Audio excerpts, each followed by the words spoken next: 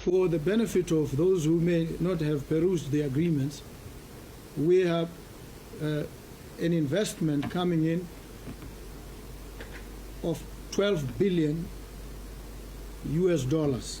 My fellow citizens of Botswana, my brothers and sisters across the African continent, and to all who observe us from every corner of the globe, today I stand before you to speak of a moment so monumental that it will be remembered in the chronicles of African history as the day Botswana broke free from the boundaries that once defined us as a small nation and stepped boldly into the world as a player of extraordinary consequence. Today, we speak not of theory or speculation, but of a reality that has now been etched into contracts, sealed with signatures, and empowered with the promise of transformation. Botswana has signed a $12 billion deal with one of the most influential tycoons from Qatar. This is not merely a deal on paper. It is a gateway into a new future, a declaration that Botswana will no longer be content with being quietly stable, quietly prosperous, quietly respected, but will instead rise into an era where it commands attention, directs wealth, and drives progress at a scale never seen before in this land. For decades, Botswana has been praised for its democracy, its stability, its prudent management of resources, and indeed these virtues have served us well, but let us be honest with ourselves. While the world applauds our governance, while the world admires our transparency, while the world points to us as a model of stability, too many of our people remain unemployed, too many of our youth remain restless, too many of our talents remain underutilized. We have built a reputation, yes, but reputation does not feed families. We have earned respect, yes, but respect does not build industries. We have guarded stability, yes, but stability alone does not transform a nation into a powerhouse. That is why this $12 billion agreement marks a turning point. It is not just the largest single investment in our nation's history. It is also a signal to the world that Botswana is ready to move beyond being a quiet example and to become an active force. A Qatar Tycoon, a man whose influence stretches across energy, real estate, finance, technology, and logistics, has chosen Botswana as the anchor of a new African future. He could have taken his billions to Europe, to America, to Asia, or even to larger African nations, but he has placed his bet on Botswana. And I ask you, what does this mean? It means that Botswana is not invisible. It means that Botswana has crossed the threshold where size no longer determines significance. It means that our nation, with a population of barely 3 million, now holds in its hands a partnership powerful enough to shift the balance of investment across the region.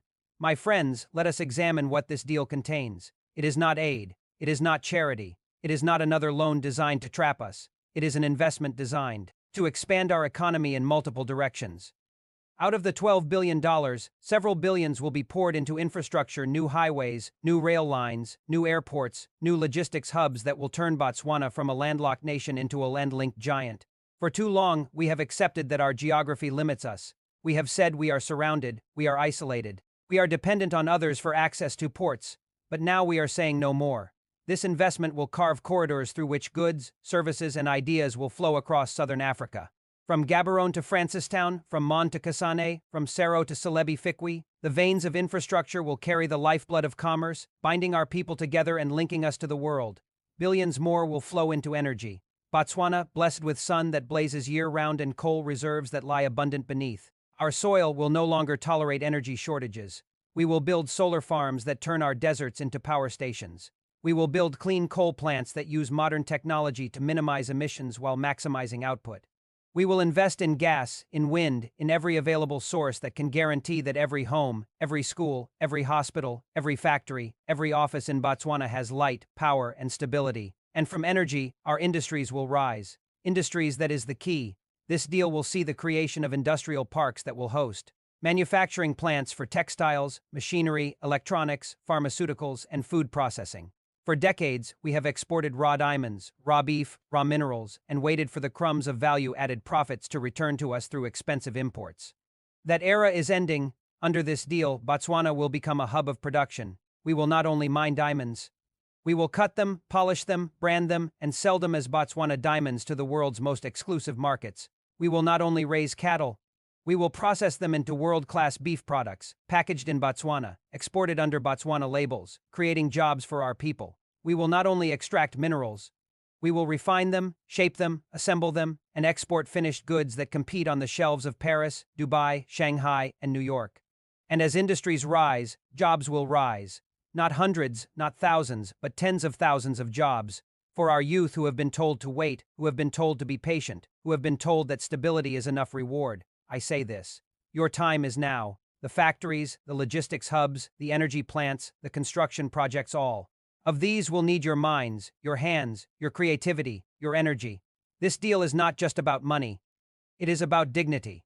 It is about ensuring that a young Botswana can graduate from university and find work not in exile, not in desperation, but right here in our homeland. Now, my people, let us anticipate the voices of criticism. They will come. They are already here. Some will say that Botswana is selling its sovereignty, that we are opening our doors too wide, that we are handing ourselves to foreign powers. Some will whisper of neo-colonialism, of dependency, of entrapment. To them, I respond with clarity. Sovereignty is not preserved by poverty. Sovereignty is preserved by strength. A nation that cannot feed its people, a nation that cannot employ its youth, a nation that cannot build its industries is not sovereign in reality, no matter what its flag or anthem says. True sovereignty comes when a nation can stand on its own feet economically, when it can negotiate with power, when it can say no because it already has enough. This deal is not a surrender of sovereignty. It is the strengthening of sovereignty. Others will say, why Qatar? Why a tycoon from the Gulf? Why not Western partners? Why not aid from old friends? To them I say, where were those old friends when Botswana needed $12 billion? Where were those Western corporations when Botswana asked for partnership, not charity? They gave us speeches, they gave us workshops, they gave us grants so small they could barely build a road. But Qatar has given us capital. Qatar has given us belief. Qatar has given us partnership at scale, and make no mistake, we are not blind. We know every investor has interests. But the art of leadership is aligning their interests with our own, and in this deal, our interests converge. Some may also say, this is too much, too fast, too risky. They will caution us to move slowly, to stay small, to avoid ambition. But I say, Botswana cannot afford to move slowly. Our youth are not waiting. Our people are not waiting. History is not waiting. If we hesitate, if we doubt, if we crawl, the future will pass us by. This is our moment. This is our leap, and we must take it. I want you to imagine with me the Botswana that will emerge from this partnership. Picture our deserts alive with solar panels glittering like seas of light. Picture our towns buzzing with factories, assembly lines, and workshops. Picture our highways carrying trucks loaded with goods produced in Botswana for Africa and the world. Picture our universities linked directly to industries, training engineers, scientists, and entrepreneurs who will lead our growth. Picture a Botswana where no child goes to bed hungry because the economy is booming, where no graduate wonders about their future because opportunities abound, where no elder despairs because their grandchildren are thriving. This is the Botswana within reach. And beyond Botswana, picture the Africa that will rise alongside us. This deal is not just for Botswana. It is a seed for the continent. Our neighbors will connect to our infrastructure. Our factories will need raw materials from across the region. Our industries will export goods across the African Continental Free Trade Area. This is integration in action. This is Pan-Africanism in practice. Botswana, small in population but mighty in vision, will stand as a beacon showing Africa that size does not limit destiny, that stability is not the end goal but the foundation, that partnership with the world can be done on African terms. The world is watching us. Some watch with admiration, some with envy, some with fear. They wonder, what happens next? What will Botswana do with $12 billion? Will we squander it? Will we mismanage it? Will we fall into corruption? Or will we rise? Will we surprise? Will we redefine what an African nation can achieve? My answer is this: we will rise, we will surprise, we will redefine. We will show the world that Botswana is not just a diamond in the rough, but a diamond shining with brilliance, cut by its own people, polished by its own determination, set in a crown of African pride. This is only the beginning of my message to you, my people. In the coming words and in the continuation of this great address, I will walk you through the deeper dimensions of what this deal means, how it will transform our social structures, how it will impact education, how it will reshape our global standing, and how it will demand discipline and sacrifice from each and every one of us. 4. This deal is not a magic wand. It is not a shortcut. It is an opportunity, and opportunities must be worked, must be seized, must be fought for. But as we close this first chapter of this long address, let every Botswana heart know this: history has opened a door. And Botswana, humble, proud, resilient Botswana, has walked through it. The world asks what happens next. The answer lies not only in the $12 billion, not only in the Qatari Tycoon, not only in the signatures on paper, but in us, our choices, our discipline, our unity, our courage. What happens next is that Botswana rises. What happens next is that Africa rises.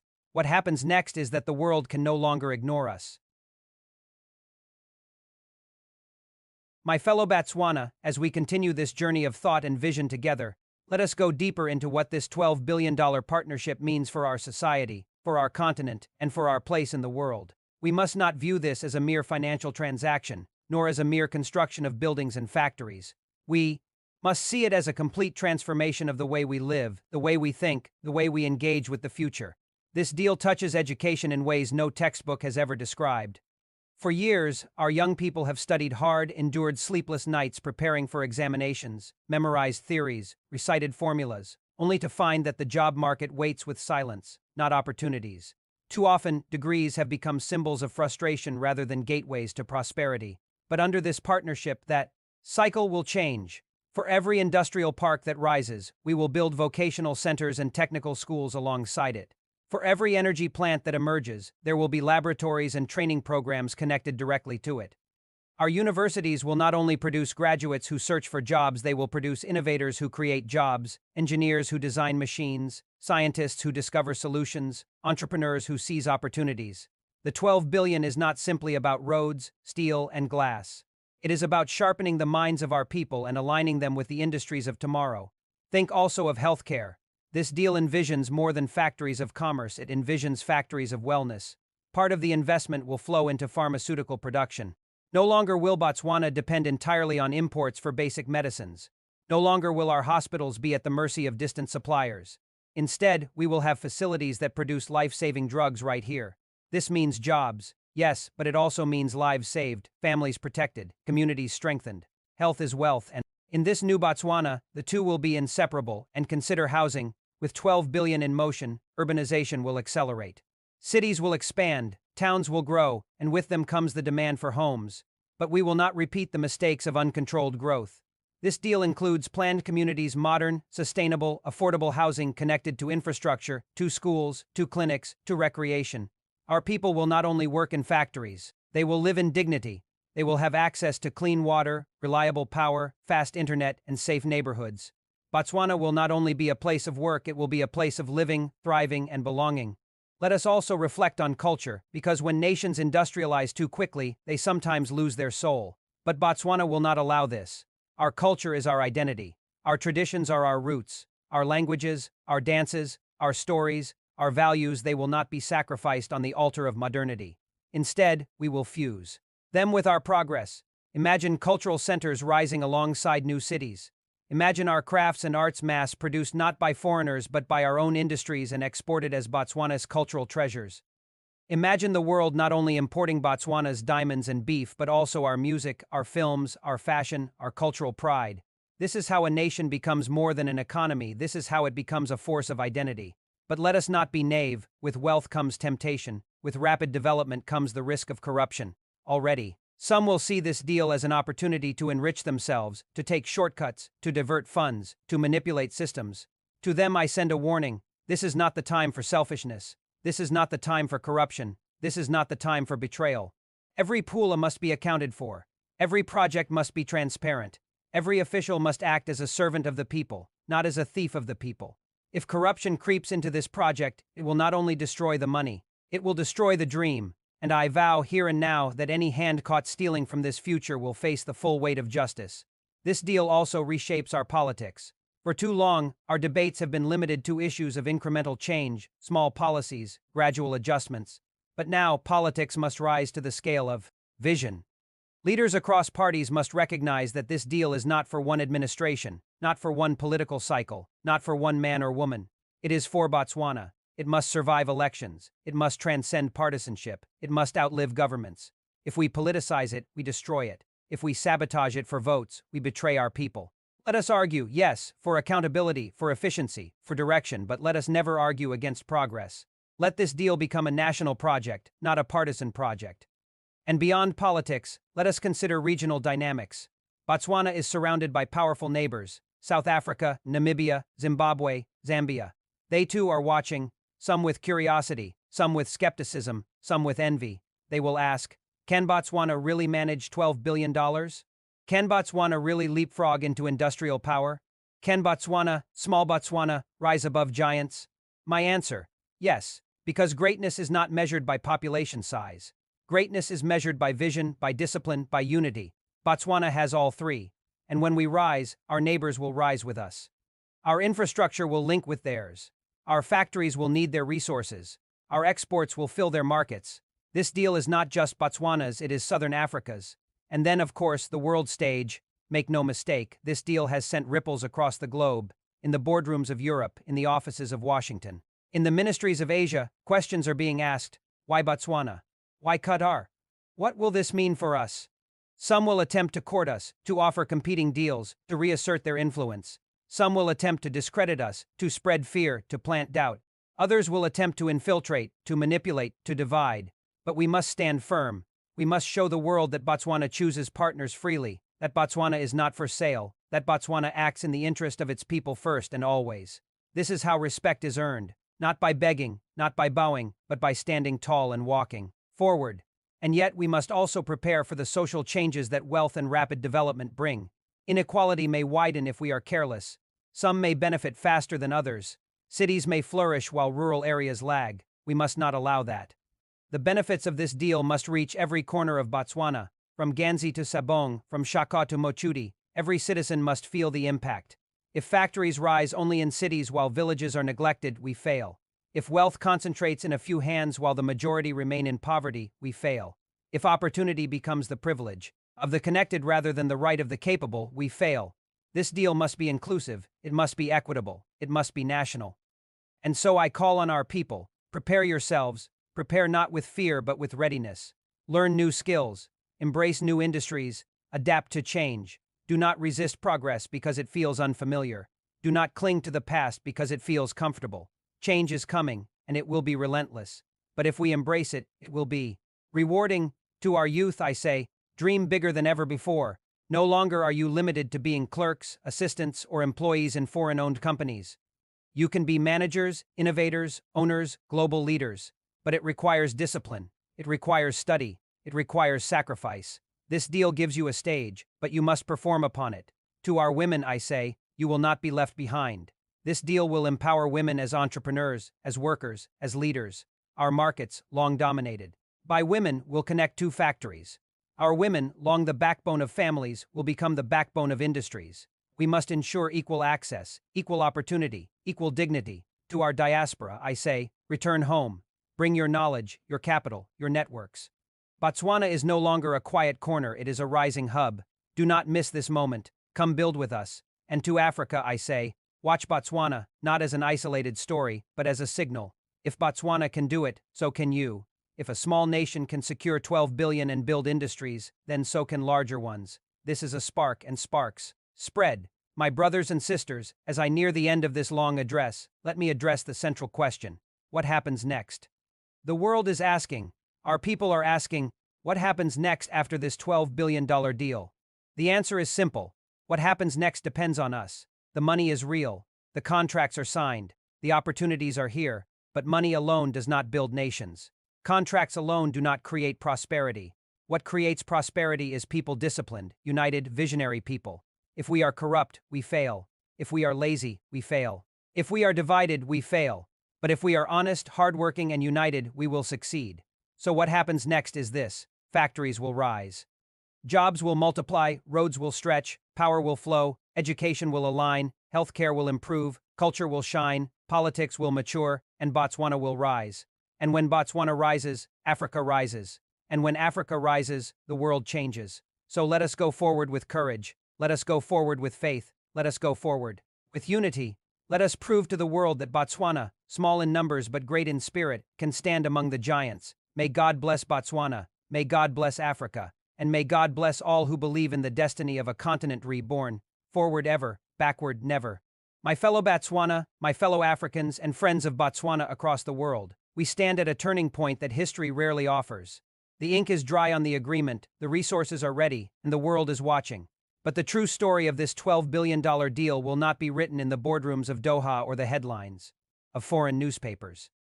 It will be written in our villages, in our cities, in our schools, in our factories, in the sweat of our workers, in the creativity of our youth, and in the discipline of our leadership. This moment will test us. It will test our honesty. It will test our endurance. It will test our unity. We must rise above the whispers of doubt, the temptations of corruption, the distractions of division.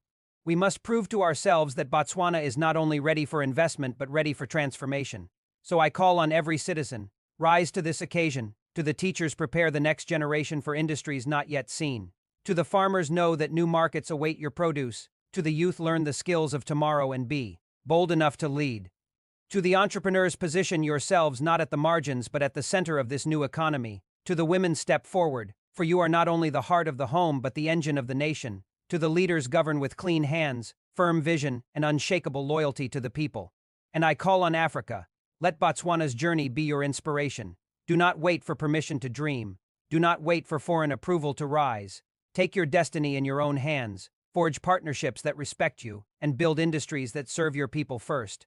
To our friends around the world, know this. Botswana is not for exploitation. Botswana is not for manipulation. Botswana is not for sale. Botswana is for partnership, for fairness, for dignity, for progress. Walk with us in respect, and together we will prosper. So what happens next? What happens next is that a nation awakens. What happens next is that a people unite. What happens next is that a small country shows the world that courage can outweigh size, that vision can outweigh doubt, that discipline can outweigh obstacles. And when the story of this century is written, let it be said that Botswana dared to dream, dared to act, dared to rise, and in doing so lit a torch for Africa and for all nations seeking dignity in an unequal world. The future is here. The time is now. The responsibility is ours. Forward ever, backward never. May God bless Botswana. May God bless Africa.